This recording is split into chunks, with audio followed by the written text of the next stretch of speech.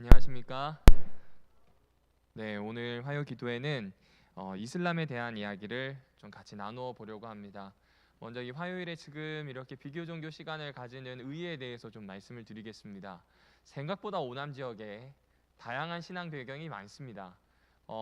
성공의 교회도 여기 있고요. 네, 성공의 교회도 여기 있고요. 또 가톨릭 그리고 장로교회, 감리교회 여러 교회가 여기 있습니다. 그런데 그 교회들 중에서 다양한 신앙을 가지고 계신 분들이 있는데 그 교회를 좀 떠나서도요 꽤 다양한 배경이 있습니다. 그 중에 이제 오남 지역에 외국인 이 노동자들이 꽤 많습니다. 그러다 보니까 자연스럽게 힌두교라든지 이슬람교와 같은 신앙을 가지신 분들이 꽤 있습니다. 오늘은 특별히 그 중에서도 이슬람에 대한 이야기를 좀 같이 나눠보려고 합니다. 여러분이 이미 알고 계시겠지만 전 세계 무슬림이 약 17억 5천만 명이 살고 있습니다. 17억 5천만 명인데 우리나라엔 한 몇 명이 될까 궁금하지 않으실까 생각이 드는데요. 우리나라는 이슬람이 제일 처음 들어온 게 통일신라 말기라고 합니다. 이 통일신라 말기에 실크로드를 따라서 아라비아까지 닿게 되면서 아라비아에 있었던 아랍권 상인들이 오게 되고요. 예궁이라고 하는 이슬람 사원으로 시작을 했습니다. 당시 통일신라에서는 한 200명, 고려 중기로 넘어가면서 300명 정도의 적은 인원이었습니다. 그런데 지난 2015년 통계를 보니까요, 이슬람이 20만 명입니다.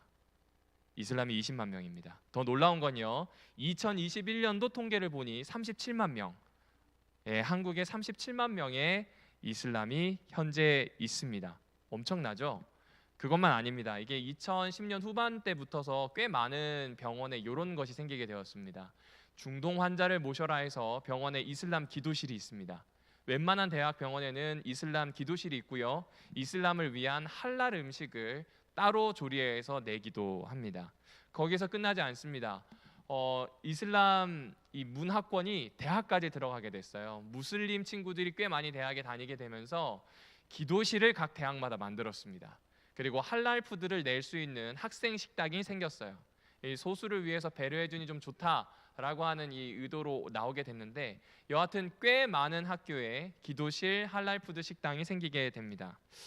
그렇다면 이제 궁금한 건 이거예요. 외국인 말고 한국인 중에 무슬림은 도대체 몇 명일까? 이슬람은 신앙의 이름이고요. 무슬림은 그 신앙을 하는 사람을 무슬림이라고 일컫는데 한국인, 토종 한국인 무슬림이 확인을 해보니까 현재 6만 명입니다. 그리고 그 중에 꽤 많은 이 비율을 차지하는 게 남성이고 20대, 30대의 군인들입니다. 파병 기간 동안 갔다가 오면서 이제 이슬람 신앙을 하게 되고 무슬림으로 개종하게 된 거죠. 지금 여기에 나오는 이분은 한국인 무슬림 셀럽 송보라 씨입니다. 이분은 히잡을 쓰는데 그냥 히잡을 쓰지 않고요. 한복에 맞춘 히잡을 썼어요. 그래서 이것 때문에 이 세계인들의 관심을 받기도 합니다. 그러니까 이제 단순히 무슬림은 외부 종교가 아니라 우리나라에 자리 잡고 있고요. 토종 한국인들도 무슬림이 되는 경우가 많고요. 어떤 의미에서는 이슬람의 문화를 어느 정도 주도할 수 있는 위치까지 오게 되었다라고 볼 수 있습니다. 쉽게 말해서 우리 안에 무슬림이 많아졌습니다. 생각보다 무슬림과 우리의 피부 거리가 많이 가까워진 겁니다. 그렇다면 기독교인인 우리는 무슬림을 어떻게 바라봐야 하고 어떻게 다가가야 될지를 한번 살펴봐야 되겠죠. 일단 도대체 이슬람이 믿는 신이 누군지 한번 좀 보도록 하겠습니다. 성경을 먼저 보려고 하는데요. 창세기 1장 1절을 보시면 태초에 하나님이 천지를 창조하신다라는 표현이 나옵니다. 그런데 여러분이 알고 계시는 이 성경이 아랍어로도 번역이 됐습니다. 이 아랍어로 번역된 걸 잠깐 읽어드리면 이렇습니다. 휘바딩다 칼라 알라후 아사마 와디와 아르드라고 되어 있습니다. 하나님이라고 하는 이 단어를 알라라고 하는 단어를 써요. 그러면 지금 이슬람 신앙의 하나님은 알라고 우리가 가지고 있는 우리 신앙의 하나님도 역시 하나님이라고 부르는데 이거 같은 하나님인가 다른 하나님인가 이런 생각을 할 것 같아요. 여러분이 지난번에 잠깐 살펴보셨던 것처럼 하나님은 하늘에 계신 신에 대한 높임말입니다. 일반 명사예요. 마찬가지로 아랍권에서도 신에 대한 일반 명사, 그냥 신을 지칭할 때는 알라라고 하는 말을 사용합니다. 그러니까 정말로 이 아랍권에 있는 하나님, 아랍권에 있는 그 신과 우리가 믿고 있는 기독교의 신, 이게 같은가 안 같은가, 다르다면 무엇이 다른지 궁금해지게 됩니다. 몇 가지를 좀 이렇게 도서관에서 좀 찾아봤는데 다음과 같은 차이가 좀 있더라고요. 일단 거리감이 좀 차이가 납니다. 무엇이 차이가 난다고요? 거리감이 차이가 납니다. 꾸란 50장 16절을 제가 읽어 드릴게요. 우리는 그의 생명의 혈관보다 더 가까이 있다라고 되어 있습니다. 그러니까 이슬람의 알라시는 무슬림들과 가까워요. 다시요. 무슬림들과 어떻다고요? 가까워요. 가까워요. 그런데 성경 고린도전서 3장 16절에 보면 우리 하나님을 이렇게 소개합니다. 너희는 너희가 하나님의 성전인 것과 하나님의 성령이 너희 안에 계신다는 표현을 합니다. 성령 하나님이 우리 안에 계셔요. 내주하십니다. 내주한다는 말은 우리 마음에 성령 하나님과 더불어 삼위일체 하나님과 인격적인 관계를 가진다는 이야기입니다. 그러니까 가까운 알라와 내주하시는 하나님의 차이가 있다, 이렇게 보아주시면 됩니다. 그러면 이들에게 있어서 인격적인 관계가 좀 많이 드러나는가? 그렇지 않습니다. 꾸란을 처음부터 끝까지 보시면 알라신과 무슬림 사이의 인격적인 관계가 아니라 꼭 명령하고 그 명령을 수행하는 정도의 관계로 많이 비춰지게 됩니다. 그렇게 따지게 되면 이슬람에서 하루 5번 드리는 그 기도 있죠. 그 기도는 하나님과의 교제가 아니라 알라를 향한 제사쯤으로 받아들여 주시면 좋을 것 같습니다. 그러니까 거리감이 차이가 있어요, 없어요? 있어요. 하나는 가깝다라는 표현으로, 다른 하나는 우리 신앙이죠. 우리 신앙은 인격적인 관계를 맺는 내주하시는 하나님으로 나오게 됩니다. 그래서인지 신과 인간의 관계 설정이 좀 다릅니다. 일단 이슬람권에서 알라와 무슬림들의 관계는 주인과 노예의 관계입니다. 대표적인 게 이 꾸란 19장에 나오는데요. 이렇게 되어 있습니다. 전지의 모든 것이 종으로서 알라에게 가기 때문이다라는 표현이 나옵니다. 모든 것이 다 누구예요? 알라의 종입니다. 여러분이 알고 계시는 이슬람은 평화라는 뜻으로 많이 생각하실 겁니다. 근데 찾아보니까 이슬라마라고 하는 말에서 왔는데, 이슬라마라고 하는 말이 내가 신에게 복종합니다라고 하는 표현입니다. 그러니까 이슬람은 복종이란 뜻이에요. 알라의 나라는 알라에게 복종하는 겁니다. 알라에게 복종하느냐, 알라에게 복종하지 않느냐, 이것으로 이슬람인가 비이슬람이 좀 갈려지게 됩니다. 왜 그럴까요? 알라와 무슬림의 관계가 주인과 노예, 주인과 종의 관계이기 때문에 그렇습니다. 그런데 고린도전서 3장 16절이라든지 창세기 1장이라든지 에베소서 5장이라든지 디모데후서 2장을 한번 보실까요? 우리는 하나님의 자녀랍니다. 그리고 우리는 하나님의 형상대로 지어졌고요, 하나님을 본받는 자로 살아가도록 부르심을 받았습니다.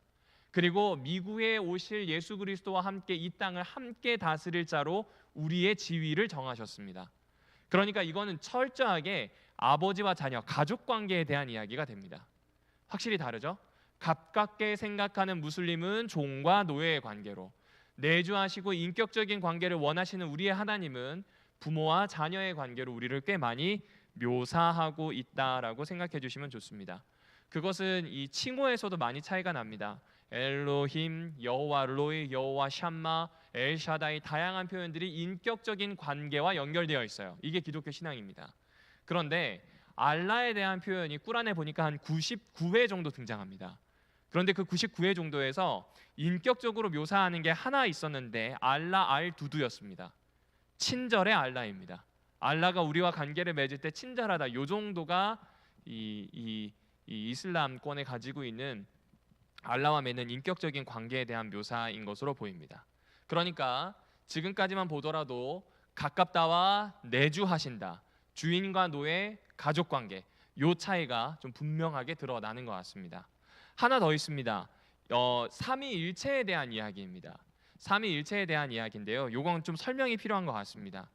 모하메드라고 하는 사람이 이슬람교의 아주 대예언자입니다. 이슬람교를 시작한 건 아니지만 대예언자거든요. 이 모하메드 혹은 무하마드라고 하는 이 사람이 살았던 시절에 아라비아 반도에 이단이 있습니다. 그 이단은 이슬람이 볼 때 이단이 아니라 기독교 신앙에서 볼 때 이단이에요.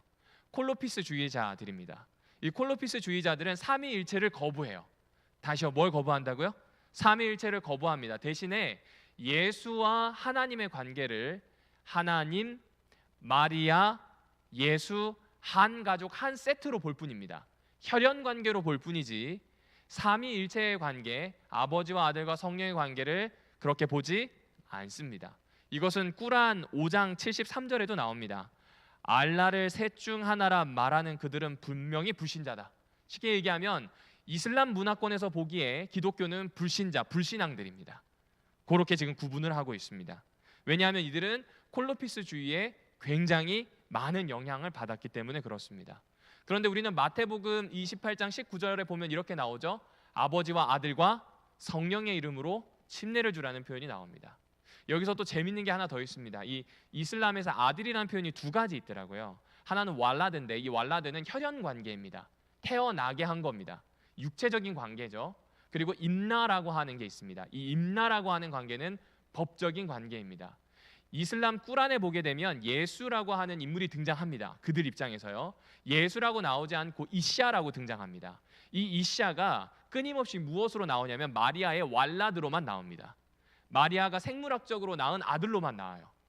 그런데 지금 여기 나오는 마태복음 28장 19절을 아랍어로 번역한 성경에는 이 아버지와 아들 할 때 이 아들 표현이 임나입니다.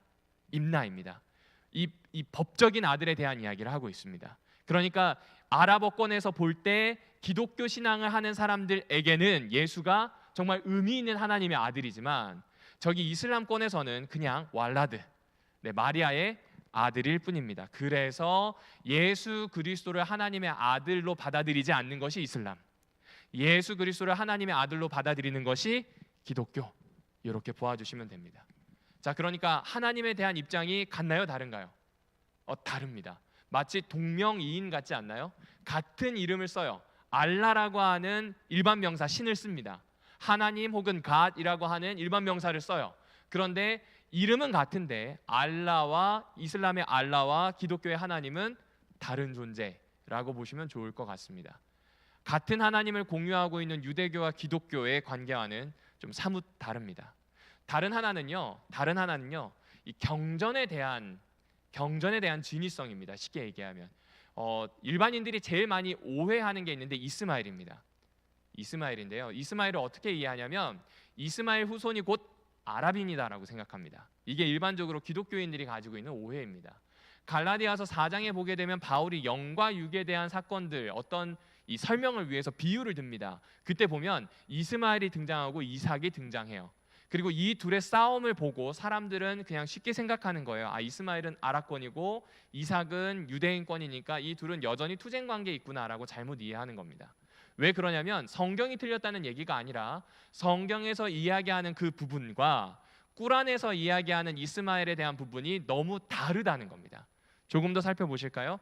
여러분, 이게 성경에 나오는 아브라함의 이동 경로입니다. 아브라함이 아브라함이란 이름이 되기 전 아브람일 때 우르에서 출발해서 하란에 머뭅니다.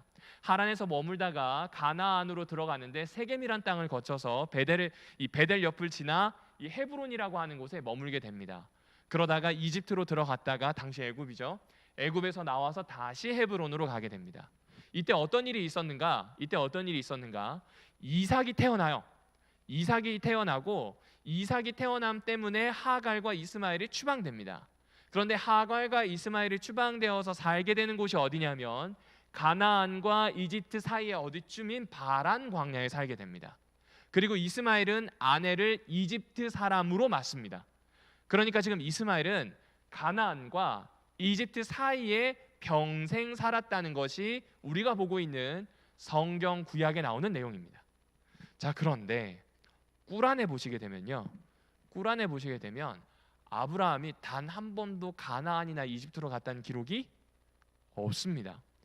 이게 왜 중요하냐면요, 꾸란에서 공통적으로 보고 있는 게 꾸란과 성경의 이 공통 분모가 어디냐면 구약이라고 하는 부분, 모세오경이 여기 들어가 있거든요. 모세오경이 들어가 있는데 아브라함이 모세오경 창세기에 들어 있잖아요. 그 해석이 이 기독교의 신앙과 이슬람의 신앙이 너무 다르다는 겁니다. 꾸란에서는 우르를 벗어난 적이 없어요. 아브라함이 단 한 번도 우르를 벗어난 적이 없고요. 아브라함이 100세가 되었을 때 5번 정도 메카를 왔다 갔다는 기록이 있습니다. 첫 번째는 어떻게 갔는가? 하갈과 이스마엘을 메카에 데려다 주기 위해서 갑니다. 그리고 두 번째는 이스마엘을 마치 이삭처럼 제단에 드리기 위해서 갔다가 여차저차 해가지고 이스마엘이 살아요. 그 이야기가 꾸란에 나옵니다. 그리고 다시 우르로 돌아갑니다. 그리고 세 번째 우르에서 이 메카로 방문할 때는 이스마엘과 결혼해 있었던 부인을 이혼시키려고 갑니다. 그리고 다시 돌아갔다가 네 번째 올 때에는 이제 이혼하고 재혼한 부인과 이스마엘이 잘 살아가도록 격려하고 축복하기 위해서 갑니다. 그리고 다시 돌아가요. 마지막 다섯 번째 메카로 왔을 때에는 이스마엘과 카바 신전, 이 메카에 가면 카바 신전이 있거든요. 그 카바 신전을 짓고 더 이상 우르로 가지 않고 거기서 살다가 죽습니다. 그래서 그 카바 신전이 결국엔 이 아브라함의 무덤이 된다. 이게 꾸란의 기록입니다. 여러분이 알고 계시는 요 모양입니다. 이게 메카에 있는 카바 신전입니다. 자, 그렇습니다. 여기까지 보게 되면 분명히 모세오경을 같이 공유하고 있어요. 경전이 모세오경인데 꾸란의 기록대로 믿고 있는 이슬람과 그리고 우리가 알고 있는 성경 모세오경을 믿고 있는 이 기독교 유대인들의 유대교의 신앙이 같아요, 달라요? 다르다는 겁니다. 그런데 중요한 게 있습니다. 양쪽 다 서로 참이라고 이야기해요. 그럼 양쪽 다 서로 참이다라고 이야기하면 어느 한쪽은 거짓이어야 되는 겁니다. 이런 경우는. 그렇죠? 그래서 이제 이슬람에서는 이런 교육을 시킵니다. 그 교육의 이름이 이 타리프라고 하는 교육입니다. 핵심이 무엇인가? 구약에 있는 기록 중에서 메카의 기록을 쏙 빼고 왜곡시켰다. 누가요? 유대인들이요. 신약에서도 당연히 메카를 향해서 성지순례해야 되는데 그 내용을 쏙 뺐다. 누가요? 초기 그리스도인들이요. 이게 이 이슬람에서 가르치는 교육입니다. 그런데 우리가 보기에는 그 내용이 맞지 않죠. 맞지 않죠. 히브리어로 쓰여진 성경이고 유대인들이 가지고 있는 기록에서 차용한 것을 우리가 알고 있기 때문에 더 그렇게 받아들여지는 것 같습니다. 자, 여기까지만 보면 알라와 하나님 사이의 갭이 큰가요, 적은가요? 엄청 크죠. 장벽이나 다름없습니다. 그러니까 완전히 다른 신앙을 하고 있습니다. 다른 신앙을 하고 있기 때문에 알라와 우리가 가지고 있는 하나님에 대한 어떤 비슷한 점을 엮어가는 것 자체가 사실상은 하지 말아야 되는 일이 됩니다. 왜냐하면 논쟁으로 번지기 너무나 좋은 이야기이기 때문에 그렇습니다. 이것이 이 무슬림과 기독교인들 그리고 무슬림과 비무슬림 사이에 가지고 있는 가장 큰 경계 중에 하나입니다. 특별히 기독교인과 가지고 있는 좋지 않은 두 번째 장벽이 있는데 그것이 뭐냐면 십자군입니다. 십자군은 어떻게 발생하게 됐냐면요, 유럽에 참 많은 게르만 민족들이 있었거든요. 이 게르만 민족들이 맨날 피를 보아야 사는 사람들인데 이 사람들이 서로마가 무너지면서 갑자기 땅을 다스려야 하는 사람들이 됩니다. 그러니까 이 사람들이 땅을 다스려야 하는 일들이 너무 힘들어지게 되니까 교회에서 머리를 쓰게 돼요. 이 사람들을 신의 전사라고 하는 이름을 주어서 밖에 나가서 합법적인 전쟁과 학살을 하도록 이렇게 도와주게 됩니다. 그때가 언제냐면 1095년 11월 프랑스 클레르몽 공의회에서 데오슬레 볼트라고 하는 이 선언을 하게 됩니다. 이제부터 전쟁은 하나님의 뜻이에요. 그래서 저쪽 이슬람권 오스만 터키가 있는 그 지역을 정복하는 건 하나님의 뜻이고요. 거기에 있는 아랍인들을 죽이는 것은 당연히 해야 되는 일이 되는 겁니다.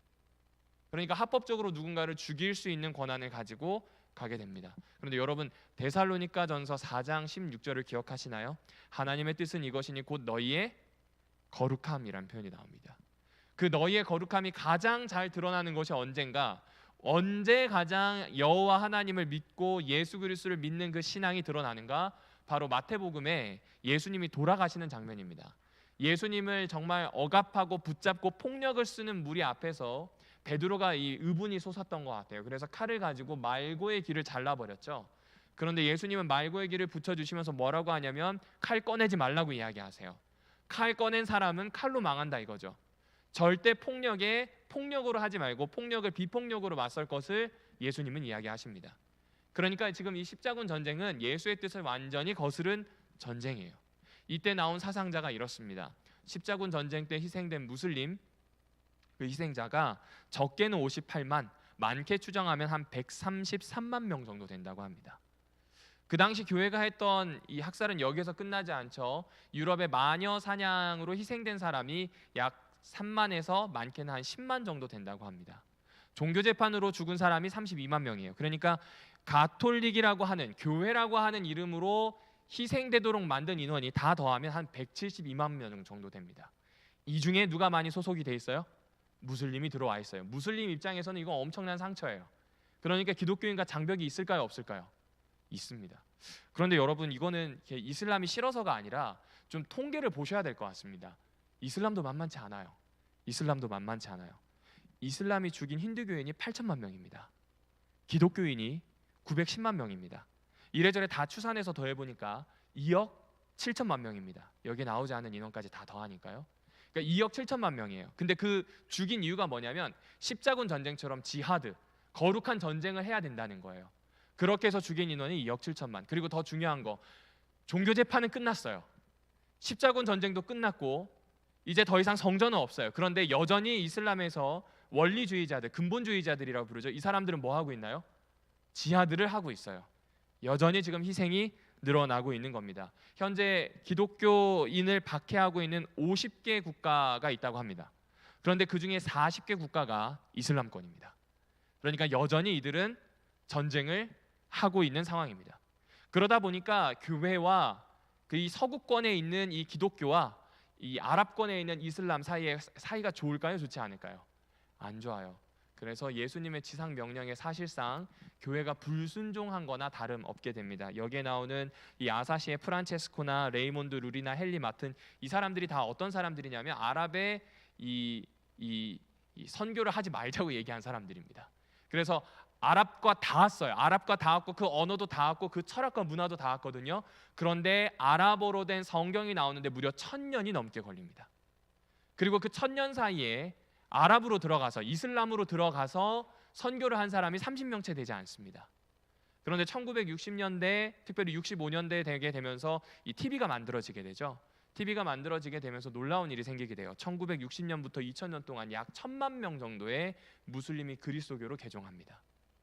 그리고 2000년부터 2013년 추산하기로는 한 800만의 무슬림이 이 그리스도교로 개종했습니다. 방송의 힘이었던 것 같습니다. 그렇게 따져보면요, 현재 있는 이슬람권, 이 여기에 살고 있는 무슬림들 있죠. 무슬림을 한 100%로 보자면 그 중에 한 80-90%는 아직 복음을 듣지 못했어요. 그리고 복음을 듣지 못했기 때문에 어쩌면 그 자리에 머물러 있는지도 모르겠다라는 생각이 듭니다. 그런데 중요한 건 그들이 우리나라에 우리 집 바로 옆에 살고 있을 가능성이 크다는 겁니다. 자, 그럼 이제 고민이 됩니다. 이렇게 큰 장벽이 있잖아요. 이 장벽이 있는 이슬람 그리고 이 무슬림들과 어떻게 살아야 될까요? 이들을 어떻게 대해야 될까요? 우리 안에 이미 있는 이슬람이잖아요. 어떻게 하면 좋을까요? 이 좀 방법을 찾아보다가 역사를 좀 살펴보게 됐습니다. 이슬람이 점점 늘어가는 때 그 문제를 효과적으로 해결한 두 공동체가 있는데 과거 스페인 왕국입니다. 에스파냐죠. 스페인 왕국은 약 750년 동안 이슬람의 지배를 받았어요. 그런데 이슬람화되지 않았습니다. 뭔가가 이유가 있겠죠. 그리고 더 중요한 건 종교개혁 시대의 유럽권입니다. 종교개혁 시대의 유럽권은 이슬람이 철저하게 유럽을 침략하려고 전쟁을 일으켰던 때입니다.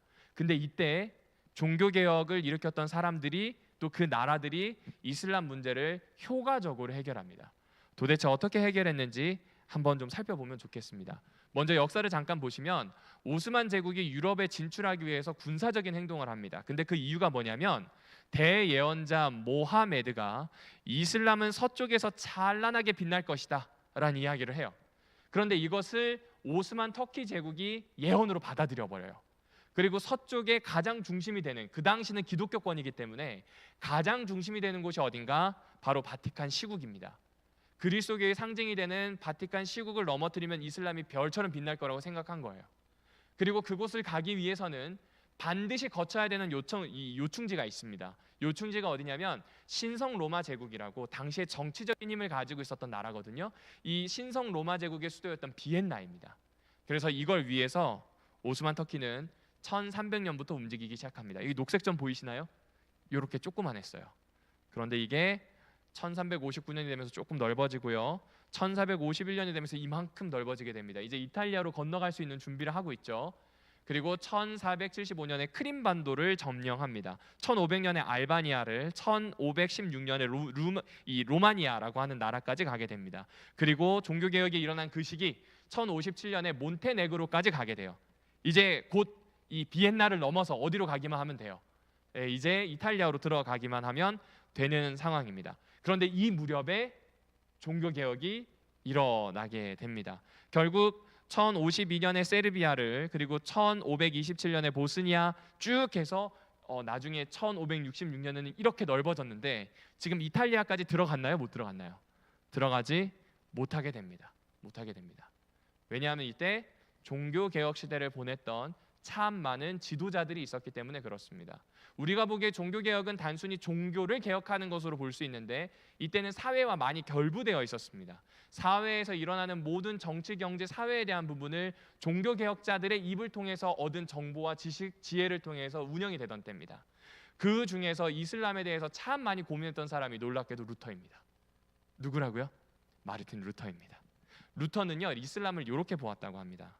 어떻게 보았냐면요, 일단 로마 가톨릭과 참 비슷한 종교다라고 생각을 했습니다. 이 루터의 이야기입니다. 루터가 왜 그렇게 생각했냐면 이런 겁니다. 첫 번째는 십자군과 지하드 때문이에요. 십자군도 잘 생각해 보면 가톨릭이 정치적인 목적을 위해서 일으킨 전쟁에 거룩성을 부여했어요. 지하드도 사실 오스만 터키 제국이 자신들의 목적을 위해서 전쟁을 일으켰는데 거기에다 거룩성을 부여한 겁니다. 특별히 꾸란에 보면 이런 얘기가 나옵니다. 알라의 길에서 순교한 자는 죽었다고 생각하지 말아라. 왜냐하면 알라의 양식을 먹을 거니까요. 그리고 그 아래 부분에 뭐라고 이야기하냐면 내 세를 위해서 현세의 생명을 바쳐라. 그러면 크나큰 보상이 있을 것이다 라고 이야기합니다. 여러분, 십자군에게 있어서 가장 큰 보상은요, 면죄부였어요. 당시의 구원관에서 제일 중요한 게 뭐냐면 연옥에 머물렀다가 통과해서 천당을 가는 겁니다. 만약 연옥에서 통과 못하면 바로 지옥으로 떨어져요. 그러니 십자군이 나가서 열심히 전쟁을 한 이유는 면죄부를 가지고 연옥에서 정말 완전 무결한 신앙을 인정받고 천국에 가기 위해서입니다. 그런데 지하드를 일으켰던 무슬림도 마찬가지예요. 이들은 그들이 꿈꾸는 낙원, 극락을 가기 위해서 전쟁에 참여합니다. 그 전쟁에서 죽으면 주지 육림이 펼쳐지고요. 자기가 거느릴 수 있는 수없이 많은 시녀들이 있다. 뭐 이런 이 낙원에 대한 관념을 가지고 있었습니다. 십자군은 하나님을 위한다고 하는 전쟁이었고 지하드는 알라를 위한 전쟁. 이것이 가톨릭이나 이 이슬람이나 다를 게 없다는 거죠. 썩어 빠져 있다. 이 이야기를 지금 루터가 거친 언어로 내뱉은 겁니다. 두 번째는요, 둘 다 적그리스도라는 거예요. 둘 다 적그리스도라는 겁니다. 여러분, 이 당시 루터가 했던 해석입니다. 다니엘서 11장에 보게 되면 그 왕은 자기 마음대로 행하며 스스로 높여 모든 신보다 높다, 뭐 이런 표현이 나와요. 그 표현을 누구한테 적용하냐면 하나님과 진배 없다고 이야기한 교황에다 붙였어요. 그러니까 가톨릭은 그리스도 내부에 있는, 결국 기독교 내부에 있는 적그리스도로 규정한 거예요. 그런데 오스만 터키 같은 경우에는 루터가 해석하기에 다니엘서 7장에 나오는 칼을 가지고 성도를 괴롭히는 존재에 대한 이 표현이 나옵니다. 이걸 따서 외부에서 기독교를 괴롭히는 적그리스도로 본 겁니다. 그래서 뭐라고 표현하냐면 이 당시에 적그리스도의 머리에 해당하는, 영혼에 해당하는 것은 교황이요, 몸에 해당하는 것은 오스만 터키다. 이렇게 이야기하게 됩니다. 결국 이 당시에 적그리스도의 개념은 교황과 오스만 터키를 합쳐 놓은 겁니다. 비슷하다는 거죠. 어쨌든 기독교 세계권을 무너뜨리려 하는 두 존재라는 겁니다. 구원관도 비슷하다는 겁니다. 루터가 보기에는. 가톨릭은요, 철저하게 공로주의를 고집합니다. 우리가 보셨던 것처럼 지난번 루터가 왜 그렇게 이 믿음으로 얻는 구원에 대해서 이야기했는지 이해되실 겁니다. 연옥에 가서 자신이 구원받기 위해서 끊임없이 적선하려고 노력합니다. 그런데 이슬람에 보게 되면 육신오행이라고 있습니다. 6개의 믿음과 5개의 행동인데 이 행동 중, 이 교리 중에 하나가 뭐냐면 지하드에 참전하는 것까지 포함되어 있습니다. 그러니까 행동을 통해서 결국 낙원에 이를 수 있다라고 하는 이 구원을 정당화시키는 것은 가톨릭이나 이슬람이나 별반 다 차이가 없다는 겁니다.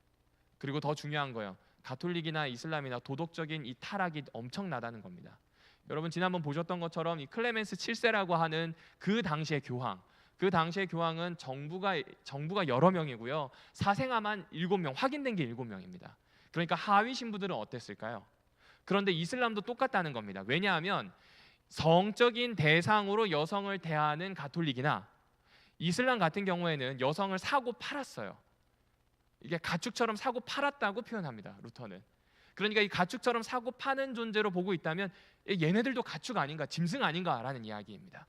그러니까 지금 가톨릭의 상태나 이슬람의 상태나 똑같다는 거죠. 하지만 이슬람은 거기에 대해서 이렇게 얘기합니다. 50세 되었던 대예언자 무하마드가 6살의 아이샤와 약혼을 해요. 그리고 9살부터 결혼 생활을 합니다. 그래서 지금도 그것을 쫓아하는 이슬람 국가가 꽤 많이 있습니다. 말이 안 된다는 거죠. 루터가 보기에는 결혼 관계를 깨트리는, 결혼 관계의 근간을 흔드는 일이 여기서 발생한다는 겁니다. 게다가 이슬람은 일부 일처가 아니라 일부 다처입니다. 여기까지 보았을 때 가톨릭과 그 당시의 이슬람은 너무나 유사하다. 이것이 바로 루터가 한 이야기입니다. 자, 그러면 이제 루터가 대안을 이야기하겠죠. 한마디로 얘기하면 두 왕국 이론을 이야기합니다. 왕국이 몇 개 있다고요? 2개 있다는 겁니다. 하나님이 다스리는 교회의 왕국, 그리고 제후들과 영주들과 왕이 다스리는 세속의 왕국. 이 두 왕국으로 우리는 나누어져서 이슬람과 싸워야 한다는 겁니다. 그런데 재미있는 게 뭐냐면요, 교회의 전쟁을 위한 무기로 순종과 선한 양심을 이야기합니다. 우리가 이길 수 있는 유일한 수단은 하나님의 은총밖에 없대요. 우리는 그 은총에 맞춰서 하나님께 순종하고 선한 양심을 사용해야 된다는 겁니다. 이것은요, 그 당시 종교개혁의 기치와 같았어요. 한마디로 얘기하면 교회는 회개하라는 겁니다. 교회는 회개하라는 겁니다. 그런데 세속의 전쟁은 좀 다릅니다. 세속의 나라는 달라요. 세속의 나라는 지금 이슬람이 침략을 해서 유럽에 있는 사람들을 학살하고 빼앗고 망가뜨리고 하는 이 모든 것은 정당하지 않다는 거예요. 이것에 대해서는 우리가 단호하게 맞서야 한다고 이야기합니다. 그리고 이 일을 위해서 영주들, 장관들, 왕은 철저하게 준비해야 한다고 이야기합니다. 심지어 그는 이 우베르키트에서 본 물결이라고 하는 소논고가 있거든요. 거기에서 뭐라고 이야기하냐면 당신들 영주들은, 왕들은 이슬람과 전쟁을 하여서 유럽을 수성할 부르심을 받은 사람이라고 신학적으로 못 박아 버립니다. 그러니까 세속의 나라는 이슬람과 전쟁을 해서 이겨야 된다는 거예요. 그런데 교회는 하나님의 나라이기 때문에 철저하게 하나님의 은혜가 들어갈 수 있는 통로가 돼야 된다는 거죠. 다른 말로 하면 개혁해라, 회개하라는 이야기를 하는 겁니다. 이것은 기독교 시민들에게도 마찬가지입니다. 시민들에게도 지금 우리는 전쟁에 있으니 희생하고 함께 해야 된다는 이야기를 합니다. 그러면서 무엇이라고 이야기하냐면 전쟁에 참전하자고 이야기해요. 그런데 여기 다 나오지 않지만 전쟁에 참전할 뿐만 아니라 철저하게 회개하고 철저하게 개혁해야 된다는 이야기가 여기에 나옵니다. 왜 이런 이야기를 했을까요? 그 배경은 이렇습니다. 오늘의 마지막 이야기입니다. 여러분, 이슬람을 대할 때 루터는요, 하나님이 징벌하셨다라고 생각했대요. 자기가 구약에 있는 성경을 쭉 보게 되니까 명목적인 신앙을 하고 부패하게 되었을 때 꼭 심판이 오더라는 거죠. 기독교가 완전히 망가져서 종교 개혁이 필요할 만큼 엉망진창이 됐거든요. 그때 나타난 세력, 유럽에 있는 기독교인들을 치는 세력이 누구였냐면 이슬람입니다. 그러니까 이 이슬람을 두고 채찍으로 받아들인 겁니다. 그래서 두 왕국 이론 중에서 교회는 회개하라는 이야기를 하는 겁니다. 그런데 이 이슬람이 들어와서 하는 행동이 너무 부당해요. 이거는 막아내야 되겠어요. 그렇지 않다가는 우리 모두 다 죽게 생겼어요. 그러니 전쟁을 해야 되겠어요. 특별히 아까 말씀드렸던 신성 로마 제국의 수도인 비엔나를 막아야 되겠거든요. 그런데 영주들과 또 이 제후들이 아직 정신을 못 차렸어요. 그러니 당신들이 하나님께 그런 전쟁을 위해서 부름받았다고 하는 걸 명확히 이야기합니다. 자, 그럼 여기에서 의의가 무엇일까요? 이것 아닐까요?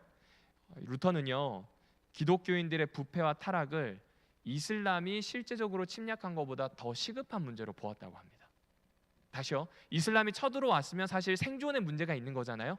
그런데 그것만큼 중요한 게 뭐냐면 우리가 부패하고 타락했기 때문에 하나님이 쳤다는 거예요. 그래서 이때를 철저한 회개의 기회로 잡습니다.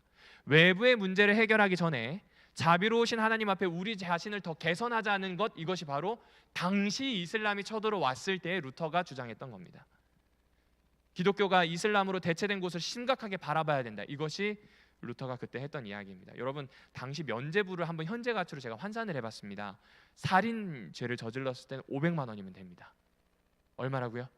500이요? 사기를 쳤어요? 300만 원입니다. 강도하거나 남의 걸 빼앗았어요? 200만 원입니다. 이 생각보다 비싸지 않죠. 예, 비텐베르크 95개조 반박문에 이런 얘기가 나옵니다. 헝금함에 던진 돈이 딸랑 소리를 내자 말자 영혼이 연옥에서 벗어난다고 말하는 것은 인간의 생각일 뿐 그것을 설교해서는 안 된다라고 이야기합니다. 교회가 도덕적으로 끊임없이 추락했을 때 우리는 이런 문제를 겪는다. 이것을 오늘 우리 상황에 한번 적용해 볼까요? 이슬람이 무섭게 성장해요. 정말 무섭게 성장합니다. 다음 시간에 잠깐 더 설명드리겠지만 이슬람은요 5일 머니에서 20% 정도가 선교비로 나옵니다. 그러니까 이슬람 국가에서 석유를 팔아서 나오는 20%를 선교비로 써요. 거기에다 이슬람은요 피임 안 합니다. 낙태 안 합니다. 무조건 많이 나와야 됩니다. 이게 이슬람의 교리예요. 그러다 보니까 자연 증가 플러스 막대한 자본으로 여러 나라에 들어가도록 합니다. 제일 먼저 모스크를 짓고요. 그들의 사원을 짓고 이맘을 파송하고 함께 살면서 자꾸 이슬람들을 끌어들이는, 이슬람이 될 수 있도록 끌어들이는 일을 이들이 하게 됩니다. 한국도 똑같습니다. 그런데 우리의 지금 상태가 이런 어려움을 겪고 있다면 지금 루터의 목소리를 한번 귀담아 들어야 되지 않을까 하는 생각을 해봅니다. 한국 교회는 내적으로 참 아픔을 많이 겪고 있습니다. 돈에 있어서 깨끗했는가? 윤리 의식에 대해서 추락하는 것을 바로잡을 마음이 있는가? 외적으로 많은 이단과 이슬람이 급속도로 성장하지만 사실은 더 큰 문제가 내부에 있지 않나라는 생각을 해봅니다. 기독교가 변질되었습니다. 골고다의 십자가를 예수 그리스도가 우리를 구원하시기 위한 도구가 아니라 자신을 위한 도구로 전락시켰습니다. 이것은 그때나 지금이나 비슷한 것 같아요. 그때 그 문제가 있을 때 이슬람이 왔고 오늘 우리도 그 세상을 살고 있을 때 이슬람이 들어오고 있습니다. 그렇다 보면 우리는 우리 내부에 있는 그 힘으로 대항할 힘이 점점 사라지겠죠. 그러면 비이슬람이었던 곳들이 이슬람화되었던 것처럼 역사 속에 유럽인들이 갔던 그 길을 우리도 똑같이 걸어갈 수 있는 가능성이 참 크게 열려 있는 것 같습니다. 우리 곁에 이슬람이 다가왔습니다. 무조건 이슬람과 싸우자는 게 아니에요. 루터의 이야기를 빌어서 저도 이 부분에 있어서 참 동의합니다. 우리 내부에 개혁을 일으키면 참 좋겠습니다. 깨끗해져야 합니다. 더 나아져야 합니다. 은혜의 도구로 통로가 될 수 있는 준비가 되어야 합니다. 왜냐하면 생각보다 가깝게, 생각보다 너무 많이 와 있기 때문에 그렇습니다. 사랑하는 우리 오남교회 성도 여러분들이시여, 여러분들의 생각은 어떠하십니까? 여러분들은 과연 우리 주변에 있는 이슬람을 보았을 때 그냥 이슬람 끝나실 건가요? 아니면 이들을 장벽을 넘어서 선교하기 위해 오늘 내가 준비하는, 루터처럼 준비하는 그런 삶을 살아 보실 건가요? 오늘 좀